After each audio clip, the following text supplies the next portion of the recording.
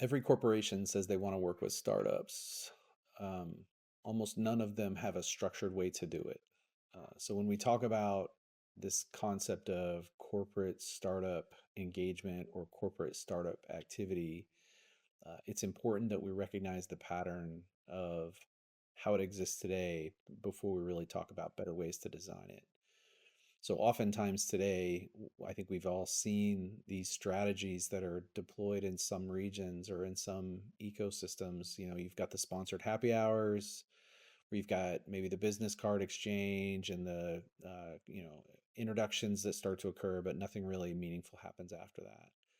We've got innovation challenges, oftentimes led by procurement functions within corporations, looking for solutions that don't lead to real outcomes. We've got pilots that die in legal review, and the most common one we often see are executive sponsors or some type of executive sponsorship of startup engagement that typically dies when the next reorganization or leadership change occurs. I've actually lived through some of these in my previous life at Sprint. You'd have this being stated as a priority. You'd have a specific program that could get started, and then as soon as that executive left, or as soon as that CEO departed, then the strategy shifts, that things change. I think we've even seen that happen with some other corporations here regionally. And I've watched this pattern for 25 years. The willingness is real. It's the infrastructure that isn't. The willingness without infrastructure really produces events and not the outcomes that I think are meaningful for us to sustain this high growth entrepreneurship as infrastructure paradigm that we've talked about.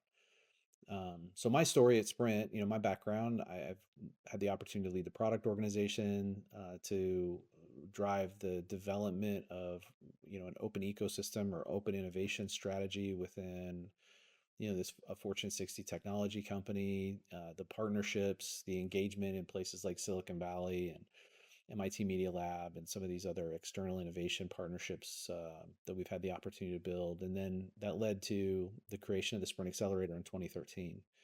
And so from many of those roles, that's what this looks like inside what I would call the corporate antibody problem.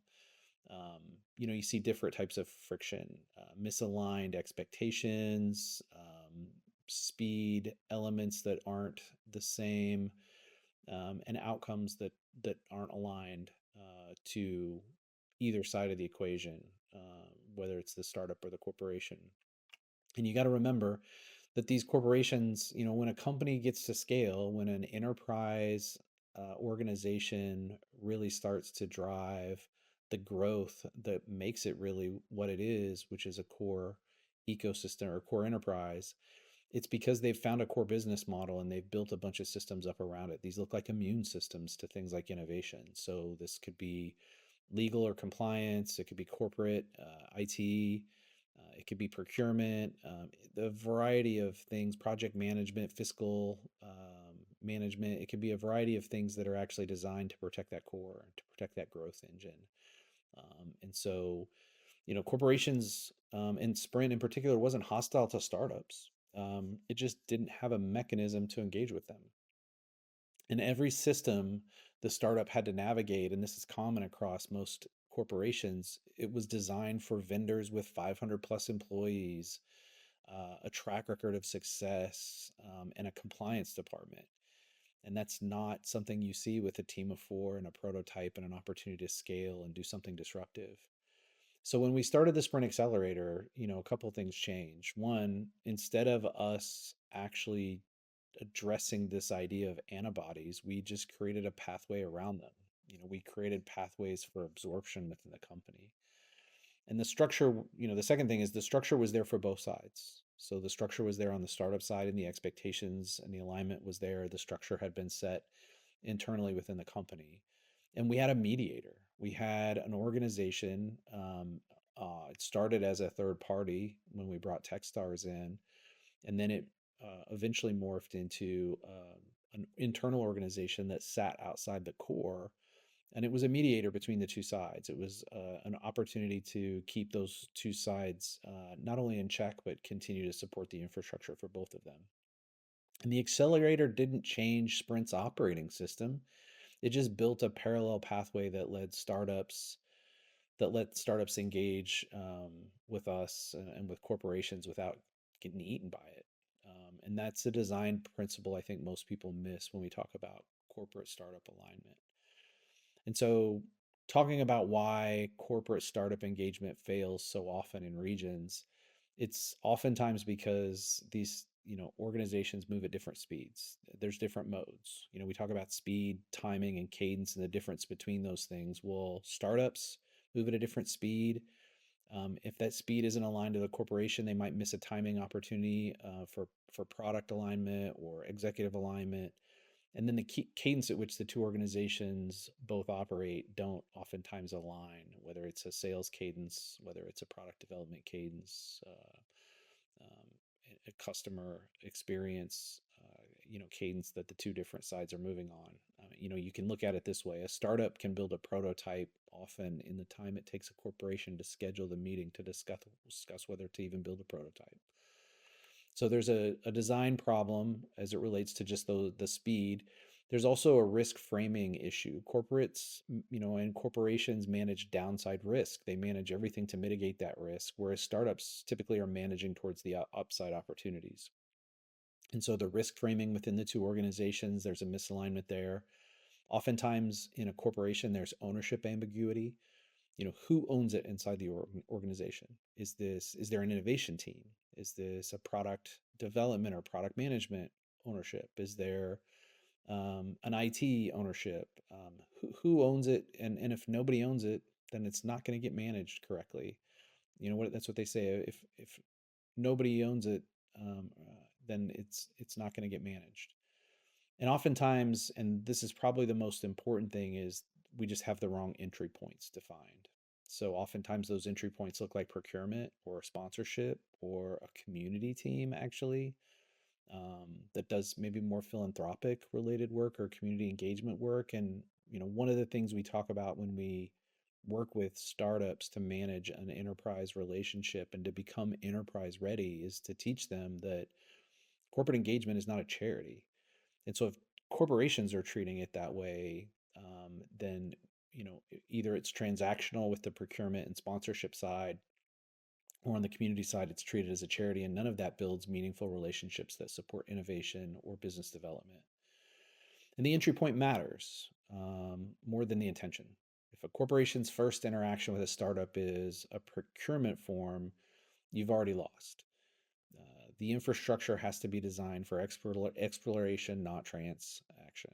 Um, and so recently, to try to develop the infrastructure and not try, but to build the first steps with our corporate connections program, we held a corporate connections summit in partnership with one of our partners here in the region, Endeavor Heartland. And we designed the day in multiple ways, really to build meaningful interactions between the two sides. We didn't want it to be kind of one-sided, someone talking at someone all day and people sitting in chairs listening to panels and listening to speeches. We designed it to be more interactive because really, creating those relationships, building beyond the transaction, and starting to understand the why both sides interact was what we did. An important piece of that, and one element of the summit, was what we call reverse pitch. And this is, we flip the pitch. Instead of asking startups to convince corporations to pay attention, we ask corporations to bring their real problems to the room. And that one structural change transformed the dynamic on top of some workshop stuff that we had done previously. And I think the most surprising thing for me from this whole element or this whole summit was, we had a corporate partner, a Fortune 500 company that came up, that was in the region, was outside of our immediate area, that came up, and instead of presenting one problem, they actually presented 7 problems. And when a company shows up to a reverse pitch and brings 7 real problems, that's not engagement, that's actually activation. And the difference is the infrastructure. And by bringing those 7 problems, it really kind of changed, and these were real issues that the company wants addressed. And if someone can provide an answer, they're ready to do that engagement. So during the summit, the energy was real. The friction, surprisingly, was what's next? That was the question that was getting asked. So nobody asked, was this useful? They asked, when do we do this again? And that's the difference, I think, between programming and infrastructure. Programming ends when the event ends, infrastructure generates the next step. And so, just to kind of connect the two pillars that we've talked about recently, we talk about high growth entrepreneurship as infrastructure. It requires corporate connectivity. And so now we add the other side, which is that corporate connectivity, because they need each other. Corporations need startups, and high growth startups need corporate connectivity.